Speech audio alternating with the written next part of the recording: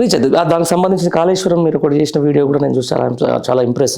అంటే నేననేది ఏంటంటే, ఏదైతే ఎలక్షన్ల ముంగుజీలు చెప్పిన అబద్ధాలు నిజాలు జనాలు నమ్ముతుర్రో, ఈరోజు నీ మీద జరుగుతున్నటువంటి ఈ యొక్క ఫేక్ దాడిని క్లియర్ చేయాలని చెప్పేసి ఈరోజు నేను ఇబ్బంది పడ్డా కూడా నేను ఇబ్బంది పడాల్సి ఆ రోజుకి కొన్ని రోజులకు వాస్తవం తెలుస్తుంది తప్పకుండా.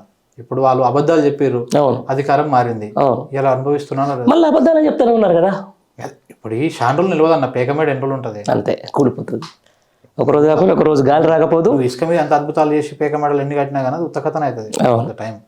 సో కాబట్టి మనకు ఆత్మస్థైర్యం ఉంది, నమ్మకం ఉంది, నీ మాట మీద నా మాట మీద అది ఉన్నది కాబట్టి జనాలు నమ్ముతా ఉన్నారు. అవును. ఇంకా నువ్వు ఇంకా ఇట్లనే ఇంకా చేసుకుంటే అబద్ధం మీద ఇంకొక అబద్ధం, ఆ అబద్ధం మీద ఇంకొక అబద్ధం, అంతే ఉట్టిన కూలిపోతుంది, అంత ఆగం అవుతుంది అంతే.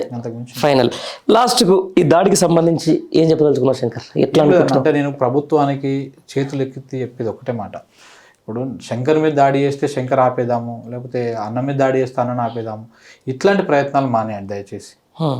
ఇలా ప్రాణాలు అనేది అందరికీ అది. సో కాబట్టి అందరికి కుటుంబాలు ఉంటాయి, అందరికి అవి ఉంటాయి. సో కాబట్టి మీరు తప్పు చేసి ఉంటే, మీ మీద తప్పు మాట్లాడి ఉంటే, మేము నిరాధారమైనటువంటి వార్తలు రాసి ఉంటే, నాకు చట్టపరంగా మీరు మమ్మల్ని ఎదుర్కోండి, చట్టపరంగా మమ్మల్ని శిక్షించండి, మాకు పంపించండి. మేము కొత్తగా అభూత కల్పనలు ఏమైనా సృష్టించి కొత్తవి మేము ఏమైనా రాస్తే, లేని విషయాన్ని చెప్తే న్యాయపరంగా చేయండి, మేము కూడా న్యాయపరంగా ఎదుర్కొంటాం.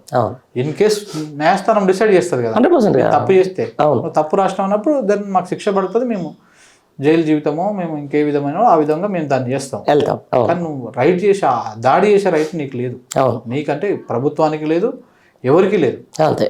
సో ఇవే దాడులకు తెగబడుకుంటూ పోవాలంటే మరి ఇంకా అది ఏందాక దారి చేస్తాను. సభ్య సమాజం ఎన్ని రోజులు చూస్తుంది, ఊకోదు కదా. ఎలా ప్రశ్నించే గొంతుకలపై దాడి అన్న తర్వాత ఈరోజు ఈ వారం రోజుల నుంచి జరిగిన అమాస ఒక రోజు అంతే. ఇప్పుడు ఇలా చీకటి రోజులు నడుస్తున్నాయి అనుకుందాం, అంతే అంతే. రేపటి నాడు మళ్ళీ నువ్వు వెలుగు వస్తుంది కదా, వెలుగు వస్తుంది. సో కాబట్టి ఇట్లాంటివన్నీ ఉంటాయి, అనవసరంగా అందాక తెచ్చుకోవద్దు.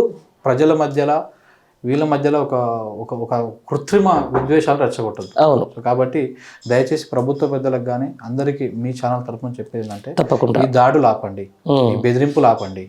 మేము చేసే విమర్శను మీరు సద్వినియోగం తీసుకోండి, మంచిగా తీసుకొని దాన్ని ప్రజలు చేయడానికి నేను విజ్ఞప్తి